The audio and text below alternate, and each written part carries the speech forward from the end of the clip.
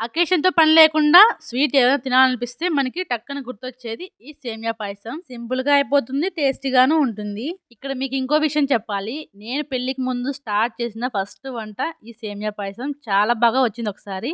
అప్పటినుంచి ఇది నా ఫేవరెట్ అయిపోయింది. సేమియా పాయసం అనగానే చిన్నప్పుడు నాకొక ఇన్సిడెంట్ గుర్తొస్తుంది. అదేంటంటే నాకెప్పుడైనా స్వీట్ తినాలనిపించినా లేదా మా అమ్మ ఏం కావాలని అడిగినా కూడా సేమియా పాయసం చేసేయని చెప్పేదాన్ని. ఇంతకీ మీలో ఎంతమందికి సేమియా పాయసం ఇష్టమో కామెంట్ చేయండి. అలాగే మీరు నేర్చుకున్న ఫస్ట్ వంట ఏంటో కూడా కామెంట్ చేయండి. సరేలే ఇప్పుడెందుకు చేస్తున్నావని మీకు డౌట్ ఉండొచ్చు. మా పెద్దోడు స్కూల్‌కి వెళ్తూ అమ్మ ఈరోజు సేమియా పాయసం చేసివ్వు అని అడిగాడు. సరేలే నువ్వు స్కూల్‌కి వెళ్ళిరా ఆలోపు చేసి పెడతాను వచ్చిన తర్వాత తిందువు అని చెప్పాను. పిల్లలకి మెమరీ పవర్ ఎంతలా ఉంటుందంటే ఏదైనా చేసిస్తాను అంటే సరే మనమైనా మర్చిపోతాం కానీ వాళ్ళు మాత్రం మర్చిపోరు. ఇంటికి వచ్చి చేసావా లేదా అని అడుగుతారు.